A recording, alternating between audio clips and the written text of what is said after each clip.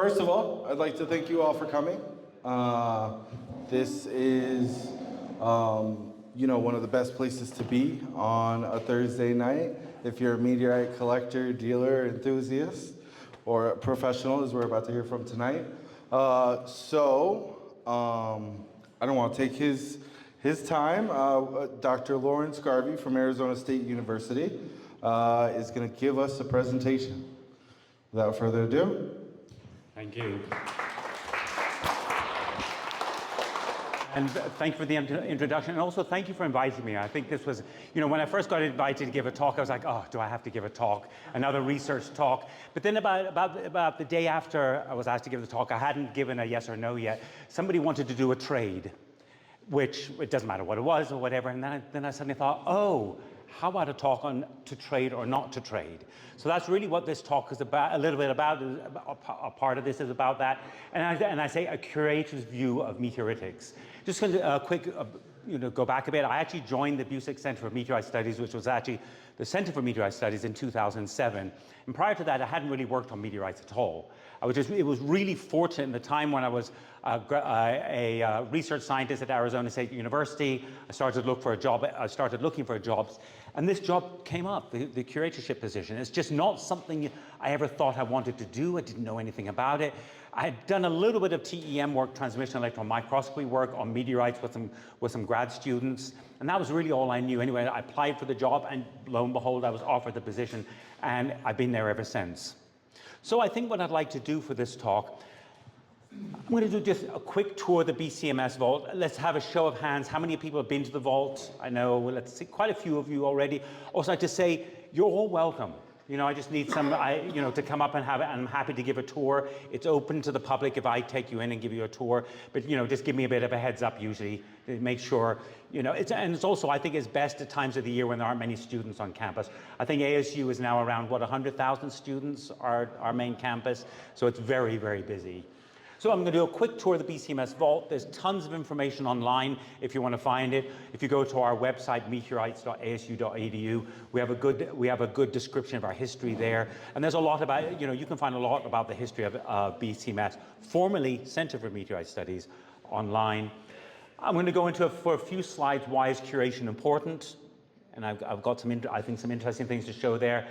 And then something that really got my attention as I started to think about this talk was how many meteorites are there? And this was something I'm really going to explore in a number of slides, and then to address this topic of trade to trade or not to trade. And by the way, throughout the talk, I've got little photographs of some of the meteorites that we have in our collection. This is a sample of Al Rais, which is one of those ultra super rare meteorites that we have. Quick question, what does BCMS stand for? We're doing that right now.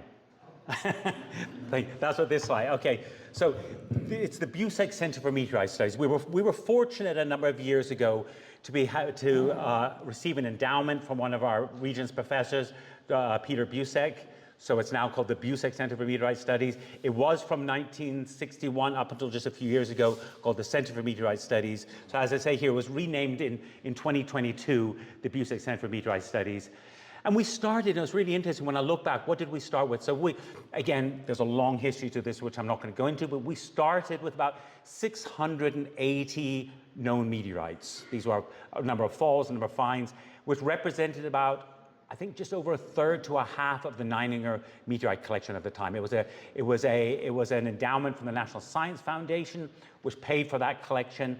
And that's basically when we started in 1961. And we have over 2,300 classified meteorites. And that's a lot, but it's also not a lot. And we'll look at some of the why I say that in a little bit. Just very briefly, Carlton Moore was our founding director started in 1961. Unfortunately, we lost Carlton just a few years ago. And if you ever met him, he was the most wonderful, amazing person. Even though his body was failing him over the latter years, he kept his mind, and that was fantastic. He had the most amazing stories. He never forgot anything. So he's a real loss to us. I mean, I still, I'll pick a meteorite out of one of the drawers and say, oh, I'll have to ask Carlton about this. He'll know. Because he knew, he had a story about almost every single meteorite in the collection. And since then, when we had Laurie Leshing for a few years, then we had Michelle Minetti, Meenakshi Wadhwa. I think many of you might have met her. She was our director from 2006 to 2019. She is still at ASU, but she's now director of the whole school. The Buseck Center for Meteorite Studies is an independent unit within the School of Earth and Space Exploration at Arizona State University. So we're a really large organization. Devin Schrader was who just moved to Johnson Space Center just a few weeks ago. He was our interim director. And more recently, Rhonda Stroud, who works on carbonaceous materials, asteroid Bennu, things like that. She joined us just a few years ago as the director. And so that's where we are right now with directors. Just a few things. What is amazing about our collection? You know, I like, one of the things I really try to focus on when I do classifications is I try to classify falls. For you know, they're the freshest. They can give the most information about early solar system processes. So we've tried to keep up with some of the falls, but there are so many falls now have sort of lagged behind. But of the 1,400 or so, and this I actually checked, I think yesterday, it might be 1,402 now. We have about 42% of all classified falls. What we really have, which is amazing, we have a really fantastic collection of historic irons. So this is something we acquired partly from the Nininger collection, but partly when we acquired the Amherst collection in the late 80s. This was something that Carlton Moore did during his tenure as the director. So it was those two collections together which really gave us a steady, this really core foundation of meteorites. We have a lot of meteor crater material. So, you know, a lot of places have Canyon Diablo material or from meteor crater, the irons, but we have vast amounts of material from the crater, impact material as well. And also about 1 million tektites. I have no idea what to do with them, but they're just there in the drawers. In fact, the 1 million tektites are in those drawers back there. The Canyon Diablo material, impact materials here. So this is a picture of the meteorite vault. As we see, we have these wooden cabinets here, like here and here, which have meteorites in them. We have more cabinets on the right side, which you can't see.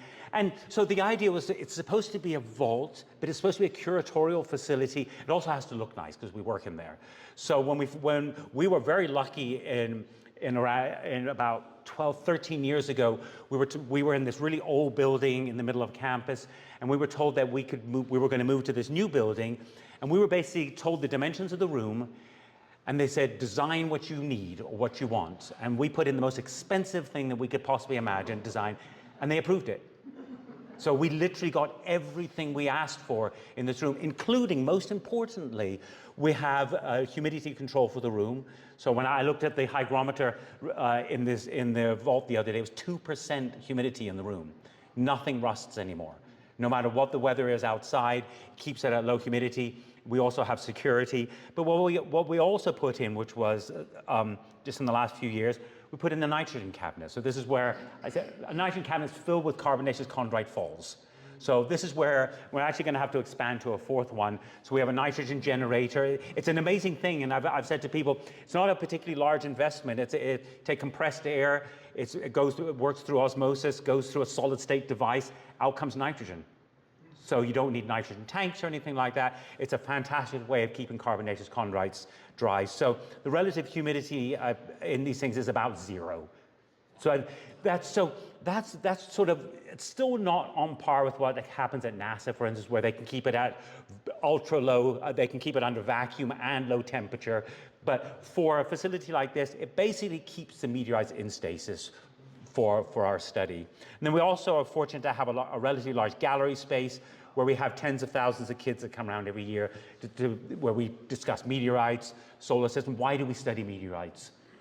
And you know, and I usually have my stock answers for why I study them. I mean, one of the things we all say is we study them because of early solar system processes, but I always think one of the most important things is either something like hazard mitigation. You know, what is involved in hazard mitigation? How does meteoritics sort of tell us about hazard mitigation? How can it be used to, let's say, protect us from the next large impact?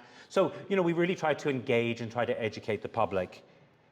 And in here, so interestingly, we started with 680 meteorites. We're up to about 2,300 now. We have a large number of vault tours every year and gallery visitors and classifications.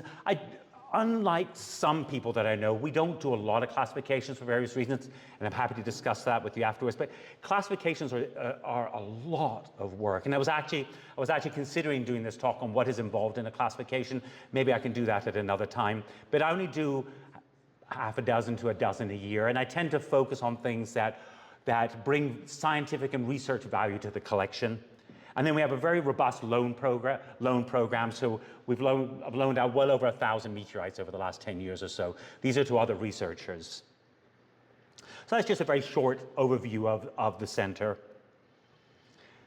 In the middle part of the talk here, I would say, why is curation is important? You know, I always like to remind people, you know, before the meteorites land on Earth, they are parts of asteroids. They've been in the asteroid belt for if we forget Moon and Mars, they've been in the asteroid belt for 4.5 billion years in the ultra-high vacuum of space. They're in the most abiotic environment that you can possibly imagine.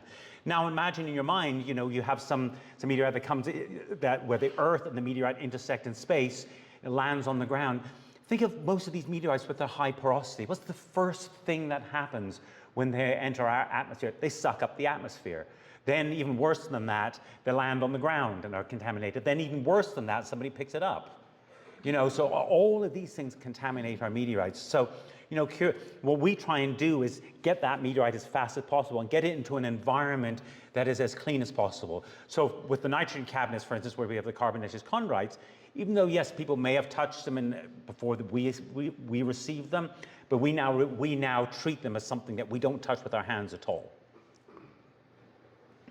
I always like to give this, when I give my tours, I always like to give this one as an example of why is curation important. You know, Entissime, it fell in 1492. I always like to say to students, imagine the type of research that could be done in the 1500s, 16, 17, 18, 1900s. How about just last year? How about 100 years from now? So curation is there to preserve that material for future generations. That's really what we're doing. And in a sense, we're quite lucky with what I think curation of meteorites is actually relatively easy. You want to keep out moisture. Basically moisture. That's the thing we want to keep out. And I always like to say, well, I put this, I was thinking the other day, what is a meteorite's worst enemy? That's it. It's that simple. Oxygen, water, and chlorine. Now, oxygen by itself is okay, but it's the moisture, it's that moisture which causes the rust, and even almost insidious and worst of all is chlorine. Chlorine is something that I had to do a bit of reading. What is so bad about chlorine? Chlorine and irons, what actually happens? It's actually a very difficult chemical reaction. You know, and where do most people get chlorine from if it hasn't absorbed it from the ground? Tap water. So we're very fortunate in our lab. We've got reverse osmosis water, so we don't introduce if I have to cut a meteorite or anything or prepare a meteorite, no chlorine comes from the tap water. Because what happens with chlorine and with water, and if you think of an iron, it forms like this rust layer. But it's a particular type of mineral that has chlorine as part of the structure, but is also an unstable mineral. So what happens is that as that iron oxychloride mineral crystallizes, it releases the chlorine. That chlorine then goes back down to the fresh iron and starts reacting again. So a little bit of chlorine will just keep reacting and reacting and reacting, and will always react. That's why keeping chlorine out of the samples is absolutely essential. And I love this next photo to show you what happens when curation is not done correctly. That's a sample, that's a slice this big of Bondoc. So when I assumed the curator position, I opened this box and this is what I found. So what happened here is actually a little bit of a longer story, but I was asking Carlton about what happened, and it seems to be that the cutting oil that was used was a sulfur acidic rich cutting oil, which, yes, they cut the slices, they looked great at the time, but those chemicals infused into the material. It was already quite weathered already, and then just over time, this is what's happened. So we do actually have some pieces of Bondoc that are still nice. You've probably seen Bondoc nodules for sale in various dealers. These are things that we've traded out for years. We've also got some diagenetic class within Bondoc down here. that were free of sulfides that have basically remained intact. So we still have about 400 kilos of this material in large wooden crates as just large masses of rusty material. So this is what happens if things aren't curated correctly. But the action of water is also quite important. I've put this, some of you may have seen this. Let's see if this works. Many of the meteorites are really, really water sensitive. And here's one example. Let's see if I can get this to work. Okay, this movie's working. I won't say anything. I'm going to take a small bit of tarda. This is in real time. That's real time.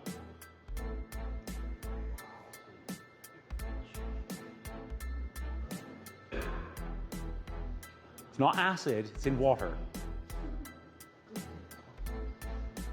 I was going to put some music with this, but I didn't know how to. I didn't know how to do that. That's real time? Yep, that's real time.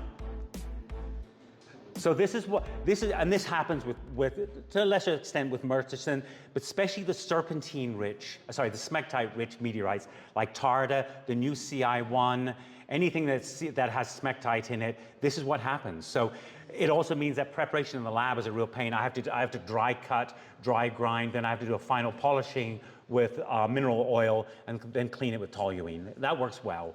But anyway, so this is an extreme example of what happens with these materials. And so I actually recently just submitted a paper on looking at how quickly, in this case, Tarda, actually reacts with atmospheric moisture. So I took some ground up Tarda, and I did what's called powder X-ray diffraction. So powder X-ray diffraction tells you what minerals are present. So when I took a little bit of Tarda, I ground it, put it on a little quartz plate, dry, put it in the diffractometer, got a spectrum, said, oh, it's got clays in it, great, just as I expected. Then I took that bit of that same sample holder, put it in high relative humidity, like you were living in Houston in the summer, for 10 minutes. And this peak here is gypsum. Gypsum formed in 10 minutes in our Tarda at high relative humidity. And on the right-hand side here, this is a false color image of, this is about a millimeter. So that's about a millimeter across. The green is gypsum that formed within the sample after being subjected to high relative humidity for a short while. And this is exactly what has happened to all the CI chondrites that we have in our collections. In fact, this image, I'll have to show you what it is. This is a close-up image of a small piece of alloy, which fell in 1803, 4, 5, somewhere at that time. All the white stuff is gypsum that's grown on the individual fragments of the alloy. Same if you look at your orgay. It's all covered in gypsum. All of that gypsum has formed a reaction in our atmosphere. Same with the Vuna. But, and I have put down here, in 1834, when Berzelius was studying alloy, 28 years after it fell, he said, it's covered in white dots that weren't there when it first fell. So this has been something that's been known for a long time. So curation, in a sense, curation of this stuff is actually quite easy. Just keep it out of the relative humidity. That's all it is. It's that simple. It doesn't have to be under a nitrogen atmosphere, just low, stable relative humidity. The reactions to form gypsum are very, very slow at humidities below about 10%, for instance. And so I then say, well, what's going to happen to this? Uid Chibika 002. So I was fortunate enough to get a small fragment of some of the material that was collected in June of last year, no gypsum whatsoever.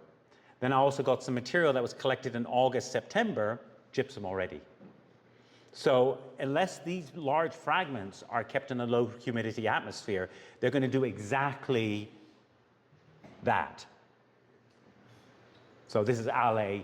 We have about 4 or 5 grams of it, but this is what happens to the CI chondrites in our atmosphere. And hence, the material that's brought back from Bennu and Ryugu, the same thing's going to happen to those if they're kept out in our air. They will slowly decompose. So you can see on here, you can see all the white, the dark fragments and all the white on it. That's just the terrestrial salts that have formed on there. And it does seem to be, we're trying to figure out what's going on in the sample. If you ever look at these materials in an electron microscope at high magnification, you get these really, really tiny submicroscopic grains of iron sulfides. You've also got calcium with all the carbonates, and we think it's just a reaction of the moisture with the calcium sulfates, making sulfuric acid, that's reacting with the calcite, and you're growing gypsum. It's a relatively simple reaction. So that's just to give, that's just to give some idea when we talk about curation. Curation really requires, there's other types of curation if you're trying to study your organic materials, even touching them with your hands once. I remember a few years ago, Sandra Pizzarello, who unfortunately isn't with us now, she, in our department, in the chemistry department, she was studying organics in Murchison. I remember one day she came to me and said, I need a piece of Murchison that nobody has touched. So got a really fresh piece out of the vault, out of the nitrogen cabinet, got something near the interior, handed it to her, and about an hour later she said, nope, somebody touched it. Because she could already see the organic acids from my hands on the sample. That's how rapidly we can weather them. And also another thing of weathering that we sometimes say is magnets. Magnets also are a way of deleting something that's in the sample. These asteroids, these meteorites come to Earth with a remnant magnetism. It's not a field I know much about, but they come to Earth with a remnant magnetism that informs us about the environment in which they formed. As I said, I can't talk much more about it because I haven't studied it, but the second you put one of those rare earth magnets on it, it's gone. It's now, in a sense, weathered because you've removed some of that indigenous information that meteorite brought to Earth.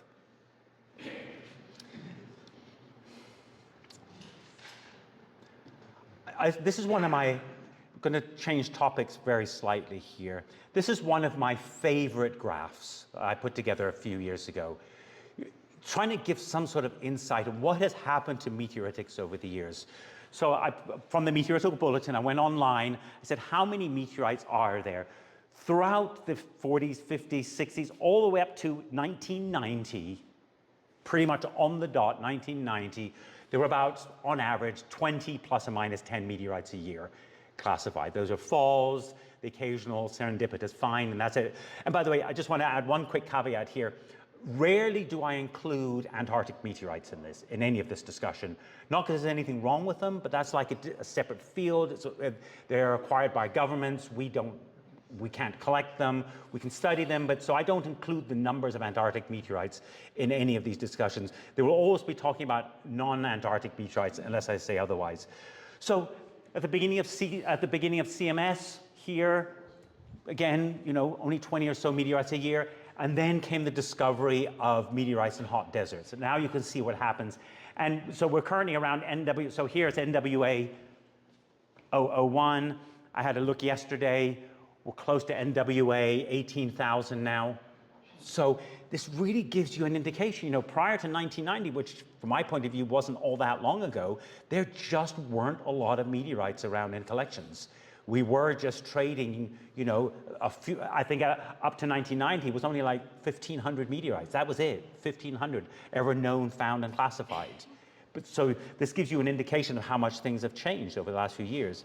So then it got me thinking, well, how many meteorite falls are there really? And one of my favorite numbers that I like to quote to people is on this next graph. Okay, there's lots of numbers on this graph, okay?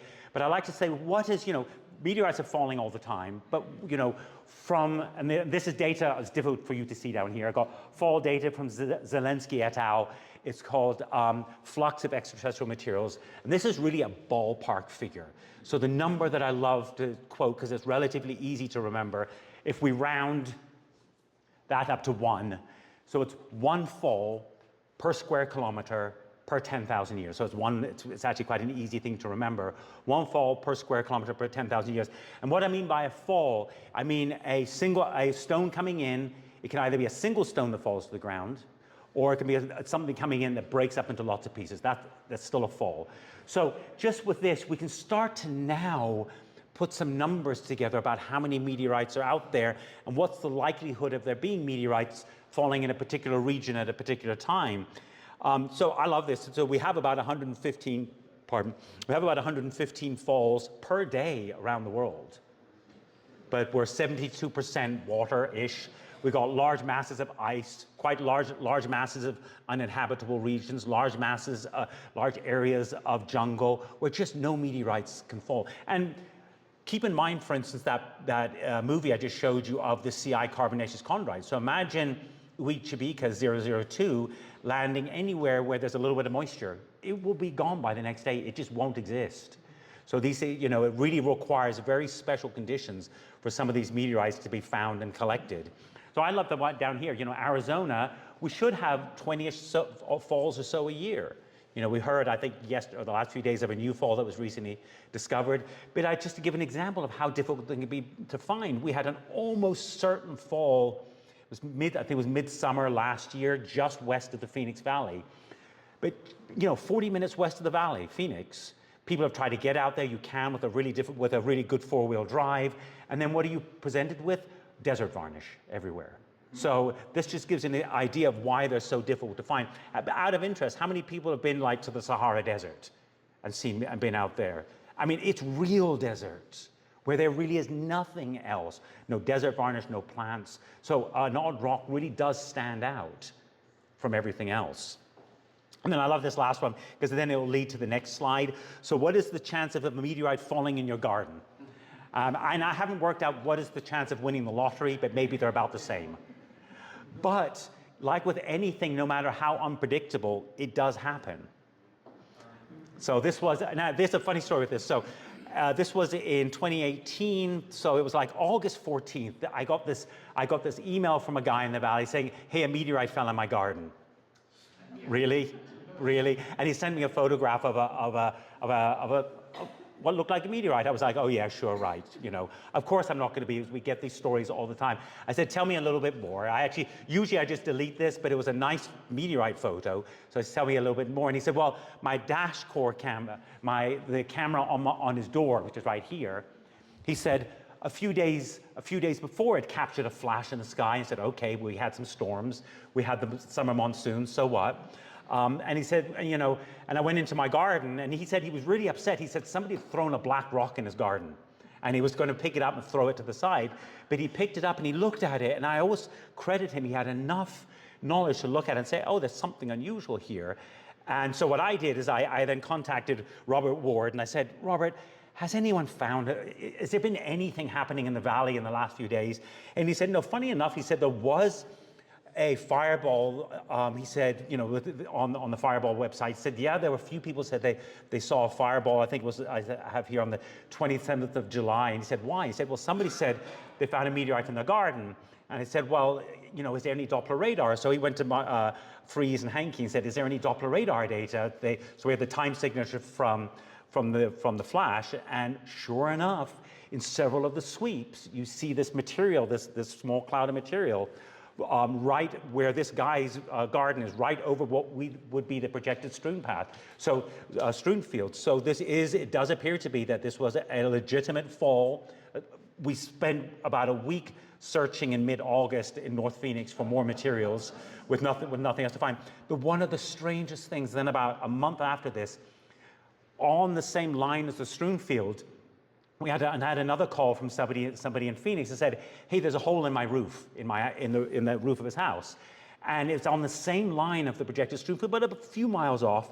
So Robert and I went down to the house. We went up on the roof, and beautiful hole about this size in the really thick wooden shingles. And so, you know, something relatively large. There were no trees around his house. It wasn't like a single stray bullet coming down. It was too big of a hole in the ceiling. I mean, in the roof. But unfortunately, this guy had one of these 1950s houses where the attic is this high, at the highest. So Robert and I spent the afternoon covered in fiberglass, trying to crawl to the edges of the attic where there's almost certainly a meteorite. We're not able to get back there, so it's still up in the attic. So, but fortunately, it's only an L6. If it had been something really rare, maybe it would have been worth taking the roof off, but it's still up there. And here's the picture of the stone. It's beautiful, beautiful meteorite. It's just an L6 chondrite. But I think for me, the story, the important thing here was that not all meteorites have to come to Earth with a great fanfare. Sometimes it could just be a single stone or two that fall. That's it. So as I said, for me, the real credit goes to the guy for recognizing that this wasn't just a normal black rock and throwing it to the side. So to continue on this theme, I've heard this this thing being said, in fact, got said to me today as well by somebody, oh, the NWA or meteorite gold rush is over. And I got to thinking, well, is it? I mean, how many meteorites are there? And we have to make some assumptions. Let's use our standard fall rate. Let's say the fall rate has always been the same. I'm just going to have to say that I have no evidence for that. So if we take the desert area of North Africa, which is about the same land area as USA, that's all desert. Now, remember I said 1 fall per square kilometer per 10,000 years, and this is 9 million square kilometers. So that's about 9 million falls over the last 10,000 years. So, and the reason I picked 10,000 years is that since the last ice age. And then I'm just going to say, let's say every fall produces 50 stones. I don't know, 100 stones, 2 stones. We have no idea. So there's at least 500 million meteorites in North Africa alone, just in North Africa. Now, some of them, like if there are other CIs, won't be there because they only last a year at the most. But it shows, in my opinion, shows that there's still a vast number of meteorites ready to be, still to be found. And I like this, so I said, so all the hot deserts of the world is about 15 million kilometers. So I'm going to guesstimate that there's about 1 billion meteorites in the deserts of the world. And what are we at, NWA 18,000? And then we're going to explore this a little bit more here. So this was the graph you've just seen. So when we became Buseck Center for Meteorite Studies, we were about only 1,100 meteorites. I just found some data that I could find online in some published books, about only 1,300 meteorites in the mid-70s. Just before the gold rush, we're only 1,500 known meteorites. That was it. So as of today, well, this is the 3rd of February, there's 31,000 classified meteorites. And at the rate that we're going, which is 2,000 non-Antarctic meteorites a year, there's no evidence that this is slowing down, we're going to be up to 50,000 meteorites, classified meteorites, at least in the next 10 years. I always like to say to people, what do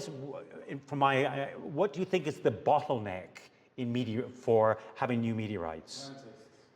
Not scientists. We're the thing that promote it. No, in a sense, it's the microprobe. The microprobe work, getting that elemental data, making the sample, getting it into the probe, working on it, writing the report. That's a different talk, but that's the bottleneck in all this. There's way more meteorites out there than all the meteoritics in the world can work on. So I just had another quick look at the meteorological bulletin. Like just in the last year, I said, okay, tell me what's in the last year. 16 Winonaites, 16 Palatites, 59 lunars in the last year for a total of 160 kilograms. Alodonites, and then there are rare things. There was one iron, 1C iron. There was a CM1, which I helped classify. 824 H chondrites, Laposa plain, this is just a polished mount. This was the fall from Arizona at the end of 2023. A really, really interesting meteorite that we're working on. So it just says there's just from my point of view, an infinite supply, from a curator's point of view, an infinite and never-ending supply of new and interesting meteorites. So how do we acquire meteorites? Okay, I had to think of something fun to do here. Okay, while I'm talking, I'll just leave that. Okay. Okay, that's subliminal, just in case. Okay, so donations. Classifications. I also have to remind people, and other institutes have to remember this as well, when you're giving your 20 grams to do the classification, that in and of itself is a donation. That's a taxable donation if you want to take it. That's up to you. So with donations, we're a state institute, so if it's under $5,000, we don't have to file it with the IRS. That's up to you if you want to take that donation. So when we do classification donations, I do some trades. Can you read this word here? Purchase. Okay. We are a state institute. We have literally no money to purchase. Maybe $1,000 a year, that's it. And then find new meteorites. That happens occasionally, but not very often. By the way, here's one of my favorite meteorites that we acquired in trade not that long ago.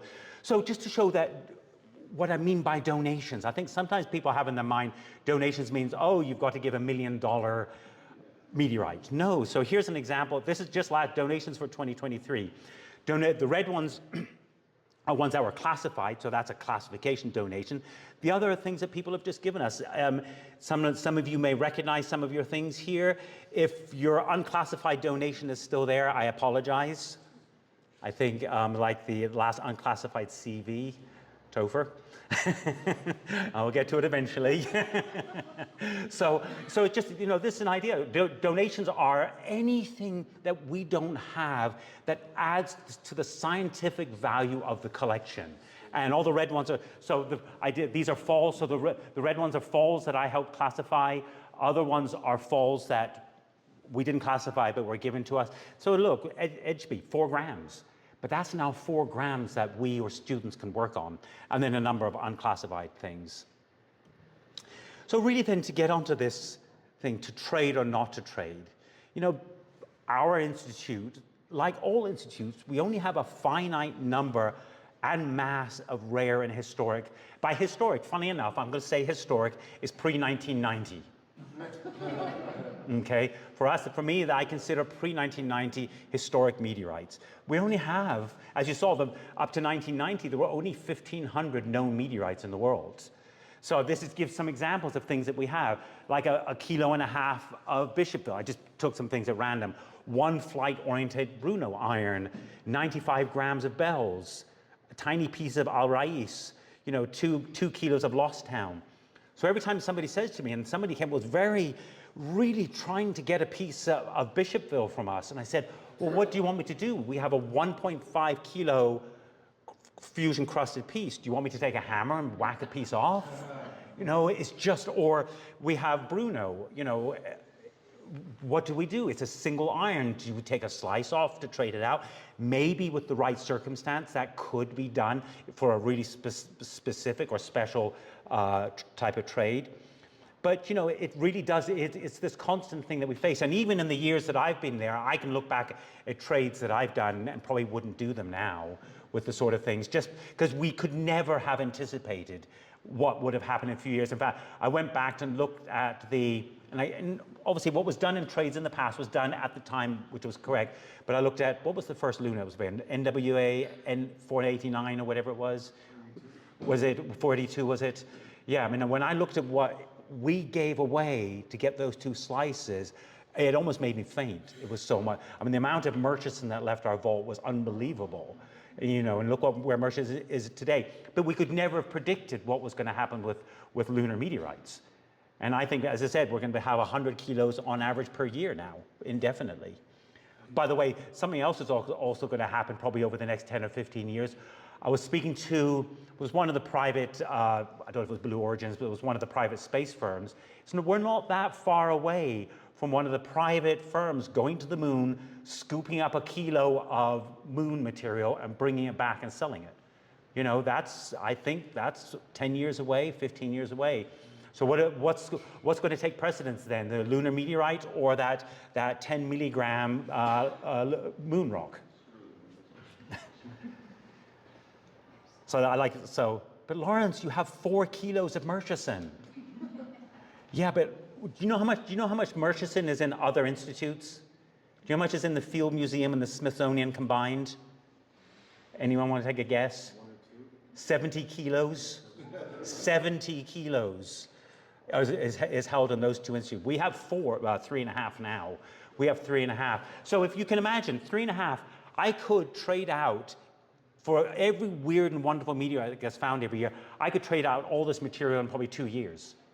If I said, oh, I need this next new ungrouped day chondrite, or that next new ungrouped day chondrite, or that next new weird Martian, all this stuff would be gone in 2 or 3 years. So that's really the problem that we face with our very limited supply of historic meteorites.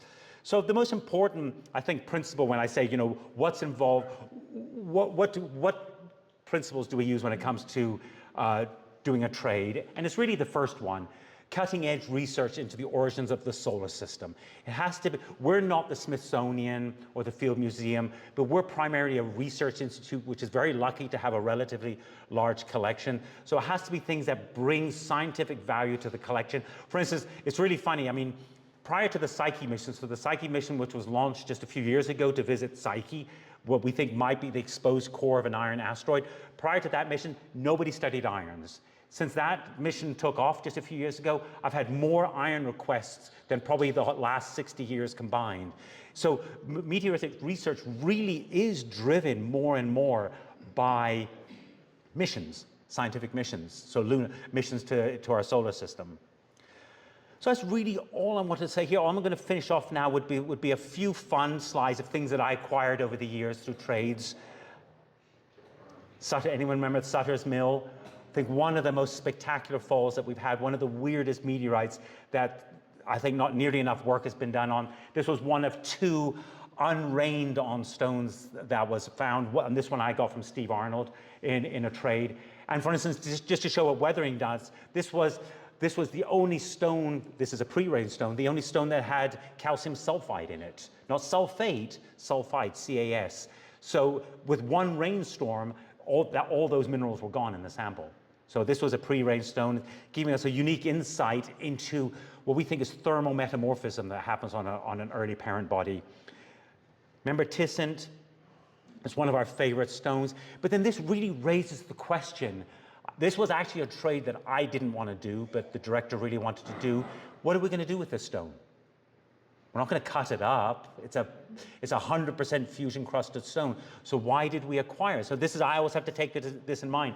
You know, we can't do research on this stone. We acquired 50 or so grams of fragments and crusted pieces that we're doing research on. So, you know, so it's very rare that we will go out and get a really large fusion crusted stone because we can't really work on it. Well, we could, it would be a shame to cut it up.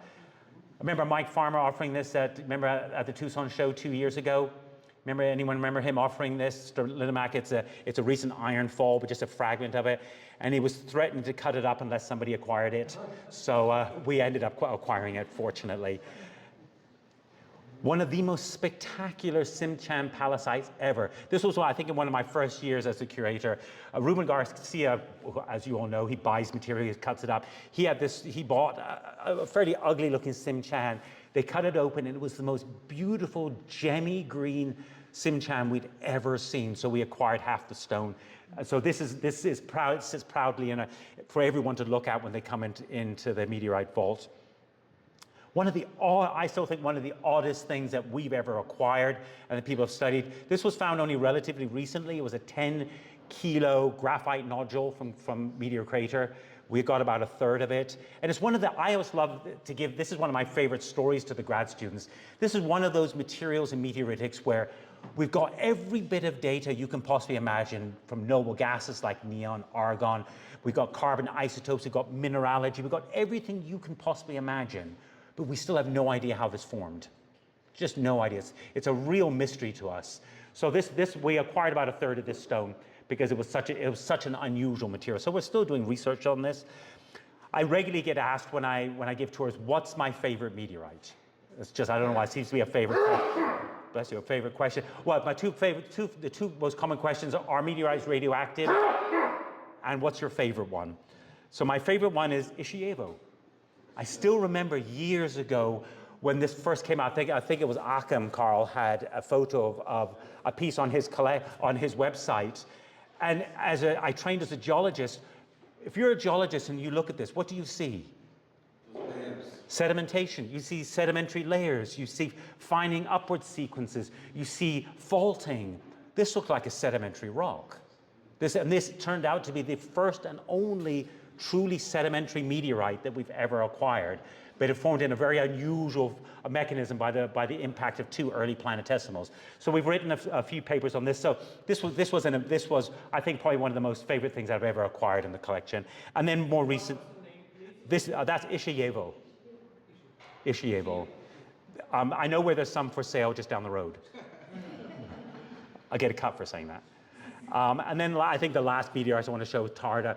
Tarda was another one of these. Tarda is such an odd meteorite. So when I first looked at X-rayed, looked at the mineralogy of just the matrix, it matches the CI chondrites perfectly. Absolutely one for one. It's got carbonates, and it's got sulfides, it's got phosphates. It's like, oh, it's a CI carbonaceous chondrite, but it's got chondrules, so it's not. So it's one of those things that just, unique, one-of-a-kind types of meteorites. There's nothing else like it. So it's another piece that we decided to acquire some material of. Last two slides, I want to continue to grow the collection. When I look around in the dealers' rooms, there's so much wonderful stuff that I would like for the collection. But again, we really try to focus on things that our students are working on. We have a lot of people that are working on carbonaceous chondrites, so weird carbonaceous chondrites, things that we acquire, like I have here Tarda and Uitchibika 002. Working, foster good relationships with meteorite dealers and hunters. I've been really, really fortunate over the years to classify 28 falls. And I've only been able to do that because I've known you guys, and you think, oh, I've got a new fall, who should I send it to classify? There's a bit of a sore point there with the recent Martian fall, but yeah. And as I said, the missions will be the driving force for much of the funded research. And most importantly, I think this last slide really sums it up, collecting meteorites is fun. Okay, and by the way, here's a slide. This was the first meteorite I collected. This was a fall. This is Red Canyon Lake from Robert Ward, single stone. It was also the first meteorite that I ever collected. Anyway, that's all for now. Thank you for your attention. Happy to entertain any questions.